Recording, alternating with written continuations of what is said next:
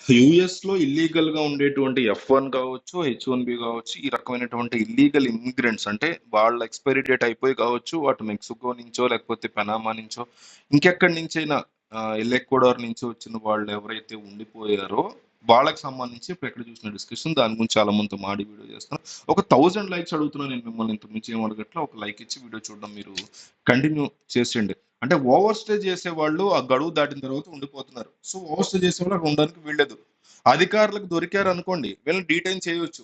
Detain చేసి ఒక్కో సందర్భంలో ఎయిర్పోర్ట్కి వచ్చి మన దేశానికి వచ్చేటువంటి విమానంలో కూర్చోబెట్టి తిరిగి పంపించేస్తారు. ఇవాళ డొనాల్డ్ ట్రంప్ చేసినటువంటి పని ఇదే.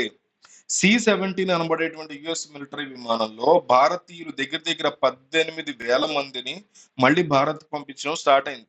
ఆల్రెడీ 200 మంది వచ్చారు. డిపోర్టింగ్ స్టార్ట్ అయింది. మెక్సికోలో చూసాం, కెనడా పౌరులను పంపిస్తారు, కొలంబియన్ పౌరులను పంపించేశారు. ఇవాళ భారత్ యొక్క టైం వచ్చింది. అక్కడ నివసించినటువంటి యువకులు, ఉద్యోగాలు సరిగా లేని వాళ్ళు, యువకులు ఎవరైనా కూడా మామూలుగా ఏం చేస్తూ ఉంటారంటే, అమెరికాలో ఈ చర్యలు తీసుకున్నారంటే వీళ్ళందరూ కెనడా పారిపోతారు. కెనడాలో అలా పరిస్థితి ఉన్నప్పుడు అమెరికా వచ్చేస్తారు. ఇప్పుడు ఇవాళ ఏమైంది, చాలా చాలా స్ట్రిక్ట్ అయిపోయింది. కానీ ఊహించుకుంటే అక్కడ మీరు ఓవర్ స్టే చేశారు, గదుల్లోకి వచ్చి మిమ్మల్ని పట్టుకున్నారు, తీసుకొచ్చి ఒక మిలిటరీ విమానం ఎక్కించి నువ్వు నీ దేశానికి వెళ్ళిపో అంటే ఎలా ఉంటుంది? ఇంకొక అతి విచిత్రమైన వార్త ఏంటంటే, ఈ విమానానికి అయ్యేటువంటి ఖర్చులు అవుతాయి కదా, ఫ్లైట్ టికెట్ ఖర్చులు.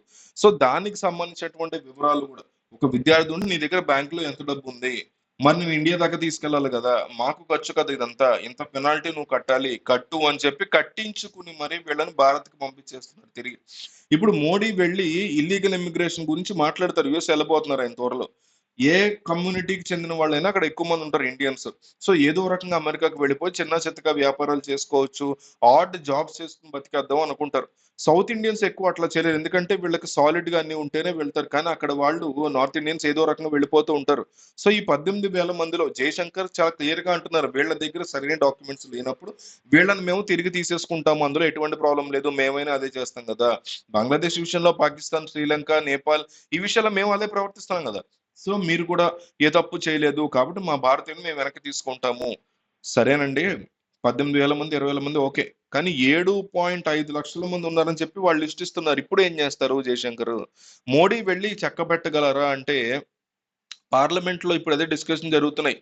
రాహుల్ గాంధీ చాలా సీరియస్ వ్యాఖ్యలు చేశారు దీనికి సంబంధించి పార్లమెంట్ లో. ఈ వ్యాఖ్యలు ఏవైతే రాహుల్ గాంధీ రీసెంట్ గా చేస్తారో అవి బాగా వైరల్ అవుతున్నాయి. అయితే ఆయన అడ్డదిడ్డంగా మాట్లాడారు అనేసి బీజేపీ క్రిటిసైజ్ చేస్తోంది రాహుల్ గాంధీని.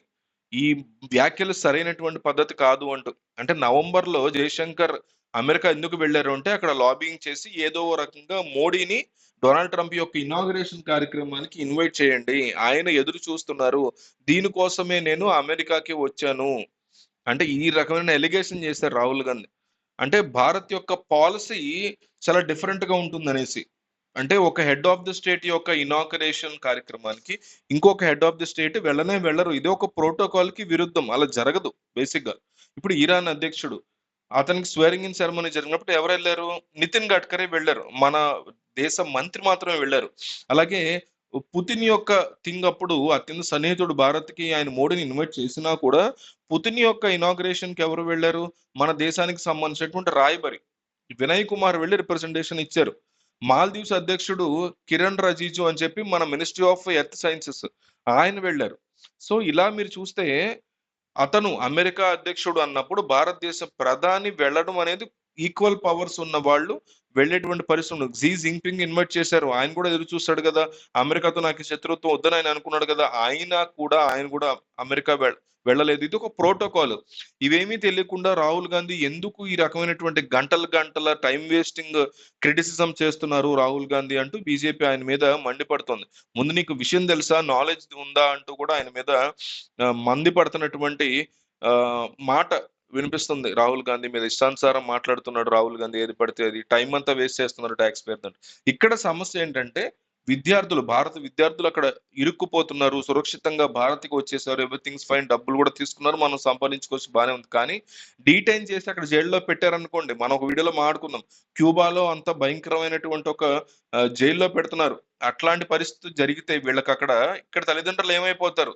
నువ్వు నీ విమానం టికెట్ తీసుకో, నీ దేశానికి వెళ్ళిపో అంటే దానికి కూడా నమ్మకం లేదు. నేరుగా మిలిటరీ విమానంలో వాళ్ళందరినీ ఎక్కించి నేరుగా తీసుకొచ్చి భారత్ గగనతలంలో పర్మిషన్ తీసుకున్న ఎయిర్ స్పేస్ ఇండియాది మిలిటరీ బేస్ తీసుకొచ్చి అక్కడ వాళ్ళందరినీ డ్రాప్ చేసి మీరు మీ రాష్ట్రాలకి వెళ్ళిపోండి అని డ్రాప్ చేసి వెళ్ళిపోయారు. అంటే ఇంత పకడ్బందీగా రేపు డేటా తీసినప్పుడు భారత్ నుంచి ఇంతమంది మేము తరిమి వేశాము, వీళ్ళు పలానా రాష్ట్రానికి చెందిన వాళ్ళు, వీళ్ళ పేర్లు ఇవి, మెక్సికో వాళ్ళని తీసుకెళ్లి సరిహద్దులో విడిచిపెట్టాము, అక్కడ క్యాంపుల్లో వాళ్ళ ఫుడ్ తక్కిన ఏర్పాట్లు చూస్తున్నారు, కొలంబియాలో కూడా ఇది జరిగింది, కెనడాకు అదే చేశాము, ఇవన్నీ చెప్పుకోవడానికి ట్రంప్ చేశాను, నేను సాధించాను, నేను చెప్పిన ప్రామిస్ నిలబెట్టుకున్నాను అని చెప్పడం. ఒక పెద్ద డేటాని డొనాల్డ్ ట్రంప్ ఇప్పుడు నెక్స్ట్ 90 days లో ఇదే మిషన్, ఎవరైతే ఇల్లీగల్ మిషన్ లో ఉండి ఇమ్మిగ్రెంట్స్ గా ఉన్నారో వాళ్ళని వాళ్ళ దేశాలకు పంపించాలి. 90 days లో నాకు ఒక రిపోర్ట్ ఉండాలి, నా ముందు ఇక్కడ నివసించే వాళ్ళు లీగల్ గా ఉన్నారో, పకడ్బందీగా ఉన్నారు, మంచి ఉద్యోగాల్లో ఉన్నారు, కాబట్టి వాళ్ళ యొక్క అమెరికా యొక్క ఎదుగుదలకు వాళ్ళు కాంట్రిబ్యూట్ చేస్తున్నారు, వాళ్ళు మాత్రమే ఇక్కడ ఉండాలి. ఇలా జరుగుతున్నప్పుడు మోడీ వెళ్ళి అక్కడికి వెళ్ళబోతున్నారు త్వరలో, అయినా February 13th ఆ టైంలో వెళ్ళబోతున్నారా, వెళ్ళి ప్రశ్నిస్తున్నారా, మేము చేస్తాం కదా ఏర్పాట్లు, ఎందుకు నువ్వు మిలిటరీ పేన్లు పంపించాము అని మోడీ వెళ్ళినప్పుడు ప్రశ్నిస్తారా ఏంటనేది మీకేమనిపిస్తుందో కామెంట్ చేయండి. ఇందాక అడిగిన ఒక 1000 likes ఇవ్వండి, నాకు చాలా హెల్ప్ఫుల్ అవుతుంది.